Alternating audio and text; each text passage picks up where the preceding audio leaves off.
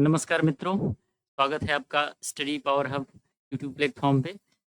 हम लोग जैसा कि यूपीएसआई का एग्ज़ाम जो शेड्यूल है आपका मार्च में 14-15 डेट बहुत नज़दीक है आप लोगों के लिए। मार्च का फर्स्ट वीक स्टार्ट हो गया है। तो इसी के रिगार्डिंग हम लोग previous year based model paper लेके चल रहे हैं। इस श्रृंखला में आज का मॉडल पेपर नेक्स्ट हम लोग कंटिन्यू करेंगे और आप लोगों की पढ़ाई भी बहुत स्पीड से इस समय चल रही होगी। मॉक टेस्ट कंटिन्यू आप लोग अटेम्प्ट कर रहे होंगे। तो चलिए आज हम चलते हैं, स्टार्ट करते हैं आपका नया जो मॉडल पेपर है। उसके पहले जो हमने टेस्ट योरसेल्फ पे क्वेश्चन देते हैं वो भी हम देखेंगे यहाँ, ठीक है। चलिए आइए देखते हैं। 7 व्यक्ति D E F G L M और एन उत्तर की ओर अभिमुख होकर एक पंक्ति में बैठे हैं, ठीक है। एक पंक्ति में बैठे हैं, एन की बाईं ओर केवल एम बैठा है। तो 7 व्यक्ति हैं, उसी के अकॉर्डिंग हम जो है बना लेते हैं इसमें, है ना। हम लोग ये 7 व्यक्ति के अकॉर्डिंग ये बना लेते हैं। 1 2 3 4 5 6 और आपका ये 7 हो गया, ठीक है। 7 व्यक्तियों में अब हम एक बार पूरा वाक्य पूरा सभी पढ़ेंगे और जहाँ हमें समझ में आएगा एग्जैक्ट कुछ समझ में आएगा कि प्लेस करना एकदम एग्जैक्ट बताया गया है, वहाँ से स्टार्ट करेंगे, ठीक है। तो चलिए, उत्तर की ओर अभिमुख करके सभी बैठे हैं, पंक्ति में है एन की बाईं ओर केवल एम बैठा है। ये देखिए, ये आपका यहाँ श्योर दिख रहा है कि एन की बाईं ओर ये आपका बायां है ना, ये आपका बायां है ना, और ये आपका दायां है। तो ये क्लियर दिया गया है। तो अब देखिए, एन की बाईं ओर केवल एम बैठा है, तो अगर ये एन रहेगा तो दाईं ओर केवल एम बैठा रहेगा, एन की बाईं ओर, ठीक है। एन का बायां हो गया एम, एन की बाईं ओर केवल एम बैठा है। चलिए, इसे भी पता चल गया। एम और एल के बीच में 4 व्यक्ति, एम और एल के बीच में, तो यहाँ एल बनाना है जहाँ 4 व्यक्ति को बैठाना है, ठीक है ना। तो 1 2 3 4 व्यक्ति यहाँ अगर लेना है तो एम और एल यहाँ हो जाएगा आपका, है ना। एम और एल के बीच में देखिए 1 2 3 4 व्यक्ति हो गए। अब आगे चलिए, जी और डी के बीच केवल एफ बैठा है, जी और डी के बीच केवल एफ बैठा है। जी एल का निकटतम पड़ोसी नहीं है। इसका मतलब क्या है कि जी यहाँ नहीं होगा, ना यहाँ जी होगा और ना यहाँ जी होगा, है ना। तो इसका मतलब क्या है, जी एल का निकटतम पड़ोसी नहीं है तो जी यहाँ हो सकता है। आगे चलिए, जी एल का निकटतम पड़ोसी नहीं है, ठीक है। जी और डी के बीच केवल एफ बैठा है, जी और डी के बीच केवल एफ बैठा है। अब देखिए, इसका मतलब अगर हम यहाँ डी बना ले, अगर हम जी और डी के बीच में एफ बैठा है ना, तो आपका जी और डी के बीच में एफ को बैठा दें, इस तरीके से हो जाएगा ना। आगे चलिए, अब हमारा बचा क्या है, देखिए केवल एक बचा है जो कि ई है आपका, ये आपका ई है ना। अब इसमें बताना है, प्लेस हो गया अकॉर्डिंग टू सेंटेंस, है ना। तो पंक्ति के दाएं छोर पर कौन बैठा है, तो पंक्ति के दाएं छोर पे आपका ई, वो B is the right answer हो जाएगा, ठीक है ना। चलिए हम लोग नेक्स्ट क्वेश्चन पे चलते हैं। ये तो रहा आपका चेक योरसेल्फ वाला क्वेश्चन। चलिए पहले क्वेश्चन पे आते हैं। 7 व्यक्ति D E F G Q और आर एस उत्तर की ओर मुंह करके एक पंक्ति में बैठे हैं। एफ के बाईं ओर नहीं कोई नहीं बैठा है, एफ के बाईं ओर कोई नहीं बैठा है। देखिए यहाँ से भी पता चल रहा है एफ के बाईं ओर कोई नहीं। तो सेम उसी तरीके से ये भी प्रश्न है। तो एक प्रश्न आप चेक योरसेल्फ का सॉल्व करके खुद से ट्राई करिए, है ना, कि ये पॉज करके आप ट्राई करिए, देखिए समझ में आएगी नहीं। और ये पजल बेस्ड है, पजल बेस्ड क्वेश्चन है जो कि बैंकिंग सेक्टर में आता है, लेकिन एसआई के एग्जाम में इस लेवल के क्वेश्चन आते हैं। तो चलिए एक बार हम इसमें भी कर लेते हैं। 1 2 3 4 5 6 7 इस तरीके से हमने लाइंस बना ली हैं। एफ के बाईं ओर कोई नहीं बैठा है, तो इसका मतलब एफ ही सबसे बाएं में है। एफ के बाईं ओर कोई नहीं बैठा है। एफ और डी के बीच केवल 4 व्यक्ति बैठे हैं। एफ और डी के बीच केवल 4 व्यक्ति, तो देखिए 1 2 3 4, तो इसका मतलब डी हमारा यहाँ हो जाएगा, 4 व्यक्ति बैठे हैं। क्यू के दाईं ओर केवल 3 व्यक्ति बैठे हैं, क्यू के दाईं ओर केवल 3 बैठे हैं, तो क्यू अगर यहाँ होगा तभी ये इसके दाईं ओर में 3 व्यक्ति हो जाएंगे, ठीक है ना। ये आपके 3 व्यक्ति हो जाएंगे। चलिए आगे चलते हैं। क्यू के दाईं ओर केवल 3 व्यक्ति बैठे हैं। जी एस के ठीक बाईं ओर पड़ोस में बैठा है, जी एस के ठीक दाईं ओर पड़ोस में बैठा है। ई क्यू का निकटतम पड़ोसी नहीं है। इसका मतलब क्या हुआ, ई ना यहाँ बैठेगा ना यहाँ बैठेगा, तो हम ई को कहाँ बैठा सकते हैं, हम ई को यहाँ बैठा सकते हैं या तो यहाँ बैठा सकते हैं। और आगे देखते हैं, है ना। क्यू के दाईं ओर केवल 3 व्यक्ति बैठे हैं, दाईं ओर 3 व्यक्ति बैठे हैं। जी एस के ठीक बाईं ओर पड़ोस में बैठा है, जी एस के, तो इसका मतलब अगर हम यहाँ देखिए बना दें, क्या बना दें, जी एस के ठीक बाईं ओर, तो यस यहाँ बना दें, तो जी एस के ठीक बाईं ओर पड़ोस में बैठा है। अब यहाँ जो छूट रहा था आपका क्या छूटा, एक ई हम जो प्लेस कर रहे थे यहाँ हो गया आपका, है ना, ये हमारा यहाँ हो गया। चलिए आगे क्या है, एक कोई अभी इसमें छूट रहा है तो ये आर हो जाएगा, है ना, जो बचा प्लेस है आर है। तो पंक्ति के दाहिने छोर पर एक बार फिर से हम पूरा सेंटेंस पढ़ लेते हैं कि एफ के बाईं ओर कोई नहीं बैठा है, ठीक है। एफ और डी के बीच में, एफ और डी के बीच में देखिए 4 हो गए, 1 2 3 4 व्यक्ति बैठे हैं। क्यू के दाईं ओर केवल 3 व्यक्ति, तो क्यू के दाईं ओर केवल 3 व्यक्ति हैं, 1 2 3, ठीक है, ये भी सही है। जी एस के ठीक बाईं ओर, जी एस के ठीक बाईं ओर पड़ोस में बैठा है। ई क्यू का निकटतम पड़ोसी नहीं है, जो कि एकदम छोर पे है दाहिने। तो पंक्ति के दाहिने छोर पे, तो दाहिने छोर पे ए इज द राइट आंसर हो जाएगा, इसमें भी ए इज द राइट आंसर हो जाएगा आपका, ठीक है ना। चलिए नेक्स्ट क्वेश्चन पे हम लोग चलते हैं। यदि डिवाइड और माइनस को आपस में, तो चलिए हम जो है यहाँ बदल देते हैं, ये माइनस हो गया और ये डिवाइड बन गया आपका, है ना, ये डिवाइड बन गया।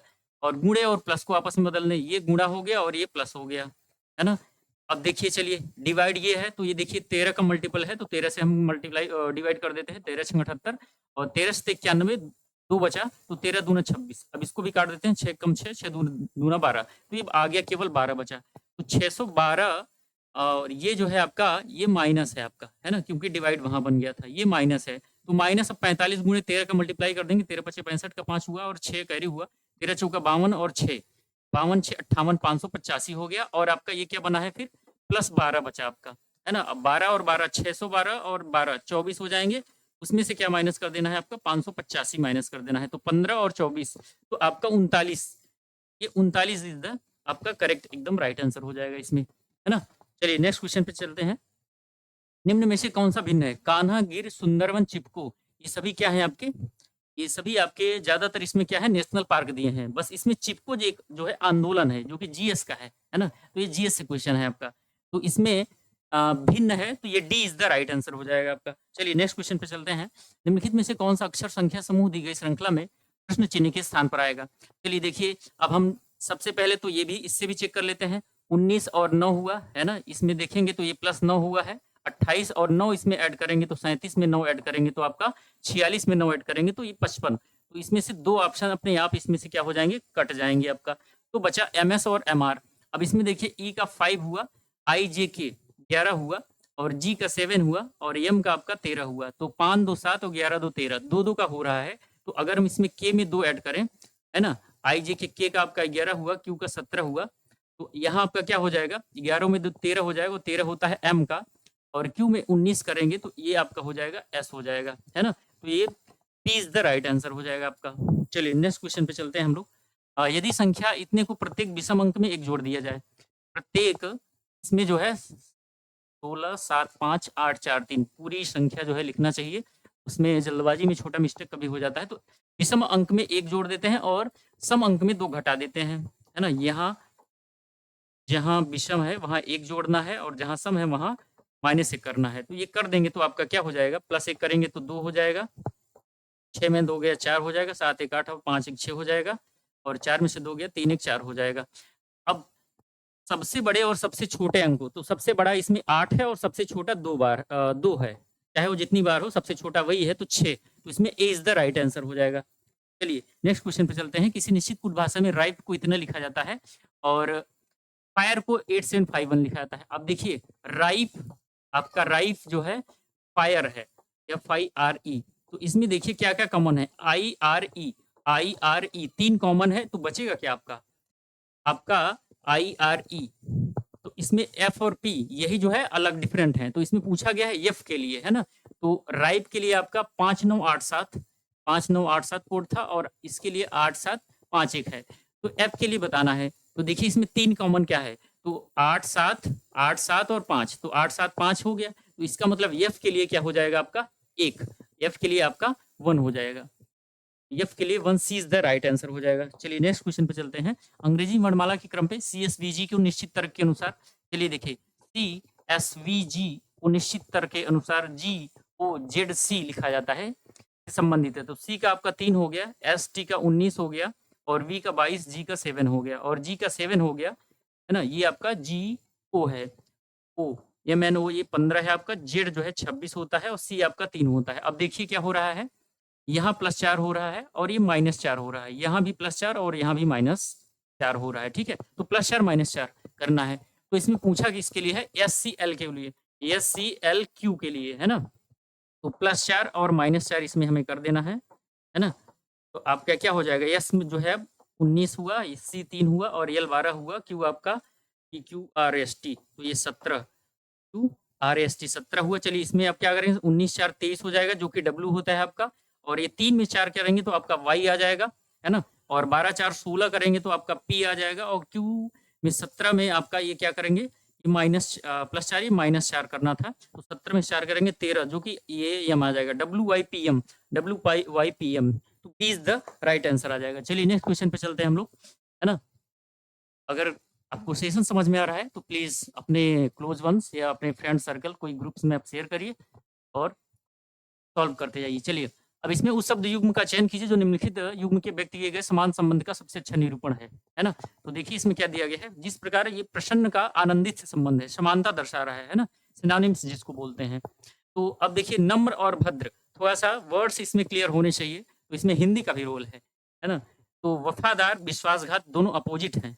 प्रगति और ठहराव, प्रगति का मतलब प्रोग्रेस करना, आगे बढ़ते जाना है, जब ठहराव का मतलब रुक जाना है, तो ये भी गलत है। ईमानदार और भ्रामक, तो इसका भी ये अपोजिट है। तो ये नम्र और भद्र, एक होता है अभद्र, है ना? ये है भद्र। तो अभद्र का मतलब जो अभद्र व्यवहार, गलत व्यवहार, दुर्व्यवहार, जिसको खराब व्यवहार करते हैं उसको अभद्र कहते हैं। तो भद्र जो होता है, भद्रजन मतलब अच्छे व्यक्ति माने जाते हैं, तो नम्र का मतलब भद्र, यही हमारा जो है सही जवाब है। चलिए नेक्स्ट क्वेश्चन चलते हैं। 2 संख्याएं दी गई हैं, अब इसमें देखिए 5 2 7 किया गया है, 1 और 2 3 किया गया है, 7 2 9 +2, सब में +2 किया गया है, 8 में 2 ये जो होता है 10, यहाँ होना चाहिए 10, लेकिन इसका यूनिट डिजिट लिया है, तो सेम ऐसी कंडीशन बनेगी, तो वहां भी हमें यूनिट डिजिट ही लेनी पड़ेगी। तो चलिए इसमें +2 करते हैं, सब में +2 कर दीजिए, तो देखिए देखते हैं क्या बनता है। तो 3 2 5 हो गया, 8 2 10, तो 10 में हमें क्या लेना पड़ेगा, 0 ही लेना पड़ेगा, इसको 1 को हटा देंगे हम, है ना? और क्या, 6 में 2 8 और 4 में 2 6, 1 में 2 3 हो जाएगा आपका, तो 50 863, ए इज द राइट आंसर हो जाएगा। चलिए नेक्स्ट क्वेश्चन पे चलते हैं। तो सही विकल्प का चयन कीजिए जो निम्नलिखित शब्दों की व्यवस्था को तार्किक और सार्थक क्रम में दर्शाता है। तो सबसे पहले तो जड़ ही होता है, हम जानते हैं, जड़ के बाद तना आता है, तना के बाद आपका शाखा बनती है, और शाखा से फिर टहनियां 3 होता है, फिर उसके बाद इसमें पत्ते हो जाते हैं आपके। तो 1 4 2 3 5, 1 4 2 3 5, तो D is the right answer है। तो हमें लगभग पेड़ के सभी पार्ट्स के बारे में जानकारी होनी चाहिए, तभी हम इसका सही उत्तर दे पाएंगे। चलिए नेक्स्ट क्वेश्चन पे चलते हैं। अंग्रेजी वर्णमाला में बाएं से 10वें स्थान पर, तो बाएं से लेफ्ट से जो है आपका, ये बाएं से 10वें स्थान पर, तो 10वें स्थान पर आपका कौन आता है, जे आता है जनरली, और क्या है, और दाएं से तीसरा, अब दाएं से तीसरा क्या होता है, ये आपका दायां से तीसरा ये है ना? तो दायां से तीसरा हो गया, और तीसरा होता है, हमें क्या पता है कि ZYX ये तीसरा होता है, और इसका नंबरिंग कितना होता है, 24 होता है 24 होता है, ये आपका X होता है जो कि 24 पे होता है, X होता है जो कि 24 होता है। अब देखिए यहाँ जो है 10 है, और 24 10 34 हो सकता है। तो अभी इसमें हमें बताना क्या है कि तीसरे अक्षर के ठीक मध्य में, अगर यहाँ तीसरा हम अक्षर करें, X करें, तो इसके मध्य में अगर हम बनाना चाहें तो हमारा क्या आ सकता है, इस तरीके भी कर सकते हैं, प्लस दोनों को ऐड करके उसका बीच वाला भी टर्म निकाल सकते हैं। तो चलिए देख लेते हैं क्या हो सकता है। JIJ K L M N O P Q R S T V W X। अब देखिए यहाँ से यहाँ के मध्य में कौन आता है, जे और के एक्स के मध्य में क्या आता है, 2 3 4 5 6, 6 इधर हो गया, है ना? और इधर कितने, 1 2 3 4 5 6, तो आपका क्या हो गया, Q, तो आपका मध्य में क्या आएगा, ए इज द राइट आंसर हो जाएगा, है ना? और ऐसे करेंगे हम, 24 10 34 हो जाएगा, 34 बटे इसके मध्य में करना है तो 17 कर देंगे, और 17 से क्या हो जाएगा, 17 नंबर जो होता है क्यू होता है। इस तरीके से भी हम कर सकते हैं। चलिए नेक्स्ट क्वेश्चन पे चलते हैं। 37 का 55 है, तो ये देखिए कितना इसमें ऐड किया गया है, तो 8 जो है 18 ऐड किया गया है। अब इसमें देखिए क्या किया गया है, +11 ऐड किया गया है, फिर इसमें क्या किया गया है, देखिए +18 ही ऐड किया गया है, 8 6 14 और 6 के साथ 1 8 हो जाएगा, तो +18 +11 का इसमें कंटिन्यू बन रहा है, टर्म बन रहा है, तो ये +18 हो जाएगा, है ना? 18 11 18 11 18, इसमें 18 ऐड करेंगे तो 8 3 11 के 1,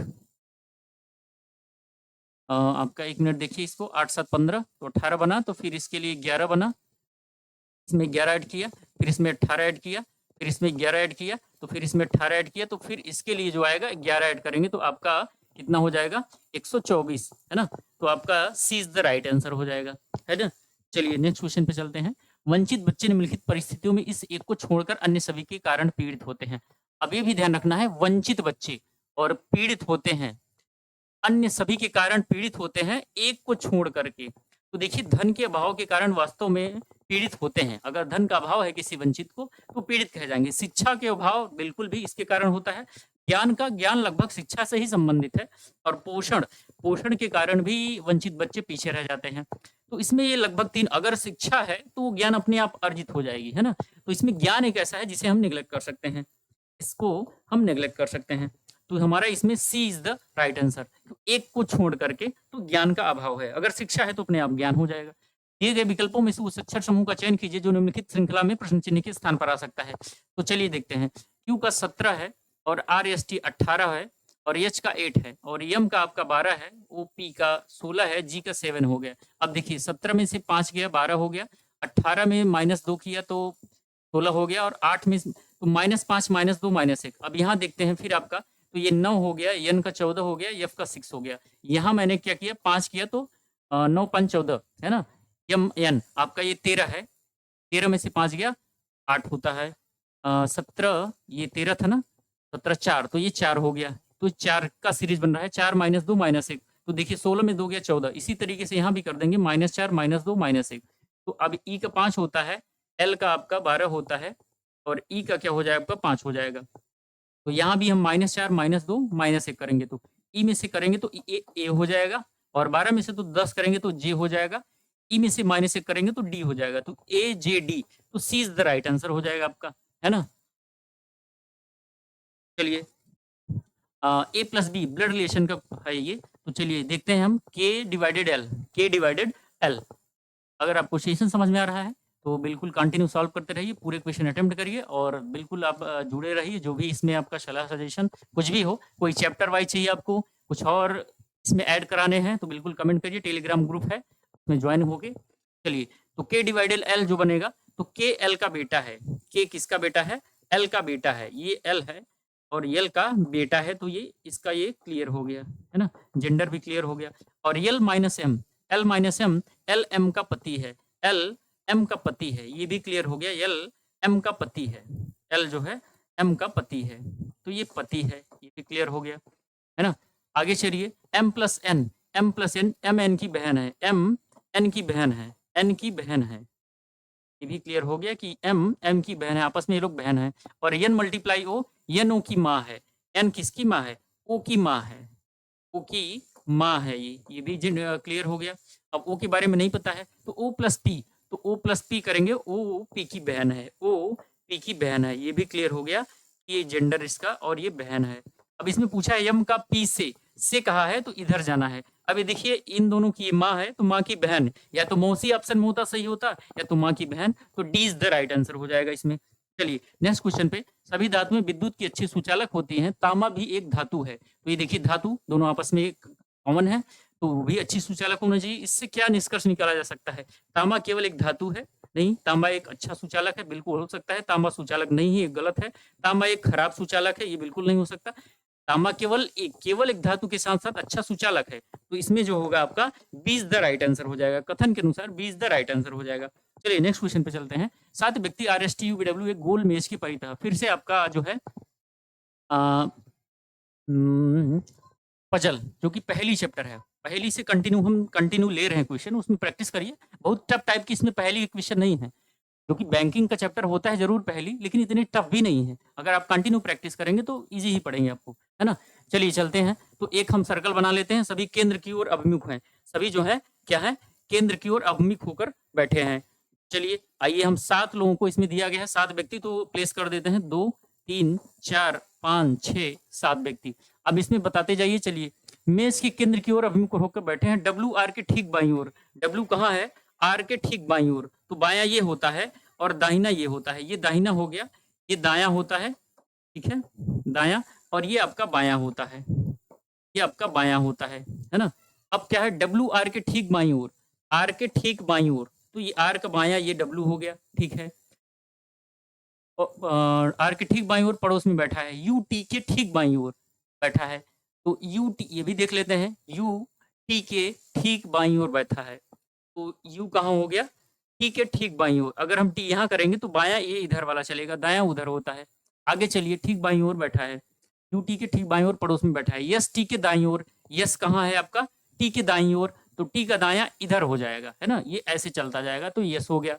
आगे चलिए दूसरे स्थान पर, अच्छा ये यहाँ देखिएगा टी के दाईं ओर दूसरे स्थान पे बैठा है, तो दूसरे स्थान पे बैठा है तो इसको यहाँ बैठाना है, तो कहाँ बैठाना है, यहाँ बैठाना है, दाईं ओर पहले नहीं दूसरे स्थान पे बैठाना है। आगे चलिए, आर वी के दाईं ओर तीसरे स्थान बैठा है, आर वी के दाईं ओर, आपका वी अभी पता नहीं है, तो आर, हाँ ये आर दिया है, तो आर कहाँ बैठा है, वी के दाईं ओर तीसरे स्थान पे, तो अगर हम बनाएं देखिए 1 2 3, तो आर यहाँ आ जाएगा, और सॉरी वी यहाँ आ जाएगा आपका, वी यहाँ आ जाएगा, और वी के दाईं ओर तीसरे स्थान पर, तो 1 2 तीसरा, और ये दायां हो गया आपका, ठीक है। क्या कोई बच रहा है आपका, R S T U V हो गया, डब्ल्यू बच रहा है, तो डब्ल्यू हम यहाँ प्लेस कर देंगे, इसके बारे में कुछ बताया नहीं गया। तो वाई के दाईं ओर दूसरे, तो वाई के दाईं ओर दूसरे, डब्ल्यू यहाँ बनाया गया था, ये आपका ये वाई था, है ना, ये आपका वाई था। तो अब इसमें यही बताना भी है, वाई के दाईं ओर, तो पहला दूसरा देखिए टी है, तो B is the right answer इसमें हो जाएगा, B is the right answer हो जाएगा। चलिए नेक्स्ट क्वेश्चन पे चलिए आप लोग, 18वें क्वेश्चन पे जाते हैं। उत्तर दिशा की ओर अभिमुख करके बैठे व्यक्तियों की एक पंक्ति में 90 बाएं छोर से 12वां, चलिए एक हम लोग पंक्ति बना लेते हैं, ये हमारा दायां होता है इधर से, है ना, और ये हमारा बायां होता है इधर से, ठीक है। चलिए ये चीज हो गया, 90 बाएं छोर से 12वें स्थान पर, बायां छोर से 12वें स्थान पे है आपका, ये 90 हो गई, ये 12वें स्थान पे हो गई, ये आपका 90 12वें स्थान पे हो गई, 90 आपका 12वें स्थान पे हो गई। उमा बाएं छोर से 19वें स्थान पे, उमा जो है आपका बाएं छोर से 19वें स्थान पे हो गई, है ना। अब देखिए इनके बीच कितना गैप बन रहा है, ये 6 का बन रहा है गैप। अब उसके पास देखिए बीच में उमा बैठी है, दिलीप के, अच्छा 90 और दिलीप के ठीक बीच में, 90 और दिलीप कहीं यहाँ होगा, दिलीप के ठीक बीच में क्या है, उमा बैठी है, उमा बैठी। यदि दिलीप पंक्ति के दाएं छोर से 13वां स्थान है, इधर से अगर इनका दिलीप का दाएं छोर से 13वां स्थान है, तो पंक्ति में कितने व्यक्ति बैठे हैं, टोटल के लिए निकालना है, जो कि हम लोग जानते हैं लेफ्ट प्लस राइट -1, ये फार्मूला लगाना है, लेकिन किसी का दोनों साइड पता होना चाहिए, है कि नहीं, लेफ्ट राइट चाहे 90, तो यहाँ तो और किसी का जिक्र नहीं है, तो हम इधर से निकाल सकते हैं। देखिए 12 व्यक्ति इधर बैठे हैं और प्लस 6 ये हैं, और ये ठीक बीच में बताया गया है ना, 90 और दिलीप के ठीक बीच में जो है उमा बैठी है, तो 6 ये और ये 6 आपके, है कि नहीं, तो 6 6 12, ये बीचों बीच हो जाएगा, ठीक है ना। तो देखिए 12 6 18, 19 6 25, 25 और ये कितना हो जाएगा, 26वां स्थान हो जाएगा आपका, ये जो हो जाएगा 26वां, बाएं से 26वां हो जाएगा, है ना, बाएं से 26वां स्थान हो जाएगा। अब देखिए दिलीप का दोनों पता चल गया हमें, तो टोटल के लिए 26 + 13 -1 कर देंगे, है ना, तो 26 10 36 3 39 1 38, 38वां स्थान हो जाएगा, ठीक है ना। टोटल जो है 38, टोटल जो होगा आपका 38 लोग बैठे हैं, ठीक है, 38, तो इसमें सी इज द राइट आंसर हो जाएगा। चलिए नेक्स्ट क्वेश्चन पे चलते हैं। PMZ और एल 5 सदस्यों वाले एक परिवार का हिस्सा है, ये भी जो है थोड़ा तार्किक क्वेश्चन है, कि इसमें देखिए सब दिया गया है 5 सदस्य हैं, ठीक है ना, और यल को छोड़कर सभी महिलाएं हैं, यल जो है उसमें केवल पुरुष है, बाकी सब महिलाएं हैं, इसमें जो दिया गया है बाकी सब महिलाएं हैं। जेड और एल के बीच में वैवाहिक संबंध है, जेड और एल, इसका मतलब ये हस्बैंड और वाइफ है, तो ये पुरुष है तो ये महिला हो जाएंगी, तो ये पति हो जाएंगे, पत्नी हो जाएंगी, ये पति ये पत्नी, ये बताया गया है कि ये पुरुष है, बाकी सब लड़कियां हैं, ठीक है, महिलाएं हैं। तो अब इसमें देखिए PM और ए उनके बच्चे हैं, इन्हीं के बच्चे हैं, तो इन्हीं के बच्चे हो जाएंगे, तो क्या हो जाएगा, ये P हो जाएगा, कोई M है और ये A है, तो बच्चे हैं, तो ये सभी गर्ल्स हैं, ये सभी क्या है, लड़कियां हैं, ये सब लड़कियां क्यों हैं, क्योंकि उसमें बताया गया है केवल एक ही व्यक्ति उसमें पुरुष है, बाकी सब जो है महिलाएं या लड़कियां हैं। तो अब इसमें बताया गया यम जेड से किस प्रकार संबंधित है, एम जो है जेड से, तो इनके फादर और मदर हैं, तो ये मदर है, तो क्या हो जाएगा, पूछा क्या है, यम जेड से चलना है तो ये पुत्री हो जाएंगी, तो सी इज द राइट आंसर हो जाएगा। इसमें हमेशा से का की तरफ चलना होता है। ठीक है, उम्मीद है आपको समझ में आ रहा होगा अच्छे से। चलिए नेक्स्ट क्वेश्चन पे चलते हैं। आप एक पुलिस अधिकारी के रूप में तैनात है। चलिए आपने इतना प्रैक्टिस कर लिया और आप पुलिस बन गए हैं, सपोज करिए, है ना। एटीएम पर कार्ड क्लोनिंग के, जो एटीएम होता है उस पे कार्ड क्लोनिंग का मतलब होता है सेम कार्ड बना लेना और उसी से फ्रॉड किया जाता है। लोग छिपे रहते हैं उसमें, कुछ लगा देते हैं ग्लू या कोई तरीके से कॉपी कर लेते हैं, तो कार्ड क्लोनिंग यही होता है। तो मामलों को रोकने के लिए आप कौन सा कदम उठाएंगे, यही बताया गया है। तो कार्य प्रणाली को समझने के लिए कार्ड क्लोनिंग मशीन प्रोटोटाइप खरीदने चाहिए। ये तो वैसे भी गवर्नमेंट डिपार्टमेंट्स में इतना आसान नहीं होता है कोई आप बड़ा चीज खरीद पाइए। मतलब कि डिपार्टमेंट के लिए आप अपने सैलरी से व्यक्तिगत खर्च या चीजें मैनेज कर सकते हैं, लेकिन डिपार्टमेंट में कोई चीज नया बनाने के लिए वो जब तक बजट नहीं जारी होता ऊपर से तब तक संभव नहीं होता है। तो ये तरीका सही नहीं है ना। तो संदिग्ध सहयोगियों की पहचान करने के लिए सभी एटीएम में एक एक पर्यवेक्षक रखने चाहिए। ये भी महंगा है। आप अगर पुलिस अधिकारी हैं तो सभी एटीएम पर एक एक अपने पर्यवेक्षक रखिए, ये संभव नहीं है। हाँ वो बैंक का हो सकता है, तो उस पर आप बहुत नहीं कर सकते इंक्वायरी, केवल पूछताछ कर सकते हैं, ये भी नहीं है कंफर्टेबल। विसंगतियों के लिए एटीएम मशीन एक्सेस लॉग की जांच करनी चाहिए। हाँ ये हो सकता है कि जो उसमें प्रॉब्लम आ रही होंगी, तो जो मशीन का एक्सेस होगा, है ना, उसका लॉगिन होता है, कौन एक्सेस कर रहा है वो आप जांच कर सकते हैं। कौन सा कार्ड जो है लॉगिन करके ऐसा खतरा क्रिएट किया जा रहा है, चोरी किया जा रहा है। तो क्षेत्राधिकार में सभी एटीएम को अस्थायी रूप से बंद करना चाहिए। बिल्कुल, कोई भी निगेटिव जनरली सेंटेंस गलत होता है। अगर आप सभी आपके क्षेत्र में आने वाले एटीएम को बंद कर देंगे तो जनता परेशान हो जाएगी, बैंकों में भीड़ लगेगी, झगड़ा है, तमाम समस्याएं हो सकती हैं। तो इसमें सी इज द आपका राइट आंसर हो जाएगा। तो ये पूरा सेशन रहा आज का। उम्मीद है आपको ये सेशन अच्छा लगा होगा। तो बिल्कुल आप इसे शेयर करेंगे अगर अपने फ्रेंड्स में। और ये देखिए चेक योर सेल्फ के लिए ये आपका डायरेक्शन एंड डिस्टेंस से एक क्वेश्चन रहेगा आपको, ठीक है ना। आप इसको देखिएगा और सॉल्व करिए, अगली क्लास में बताइएगा इसमें जो भी होगा। तो अब हो सकता है कुछ दिन का होली का त्यौहार रहेगा, में आप लोगों को छुट्टियां मिल सकती हैं, कुछ हो सकता है तो कुछ क्लासें थोड़ा बहुत आपको ऑन टाइम ना मिले कुछ दिन, आप लोग भी एंजॉय करिए। लेकिन आप लोगों के लिए एग्जाम 14-15 मार्च है, तो बहुत नहीं, हाँ सेम डे में आप थोड़ा सा टाइम दे सकते हैं होली के लिए, क्योंकि उसके बाद की होली आपके लिए अगर आप अभी डेडिकेशन करेंगे, लगे रहेंगे, त्याग करेंगे, तो थोड़ा सा फ्यूचर में जो होली होंगी वो बेहतर होंगी। तो मैं आपसे यही कहूँगा कि आप लोग पढ़ाई के साथ साथ कुछ टाइम दीजिएगा, अलग बात है, बिल्कुल मनाइएगा, लेकिन कम समय के लिए आप अपनी पढ़ाई बाधित मत करिएगा, कंटिन्यू बने रहिएगा, ठीक है। तो आप सभी को होली पर्व की बहुत बहुत शुभकामना। ये होली आपके लिए बेहतर हो, कुछ अच्छा समय लाए, अच्छा परिणाम के माध्यम से आप सफल हों, ठीक है। धन्यवाद। आज की क्लास हम यहीं खत्म करते हैं। धन्यवाद।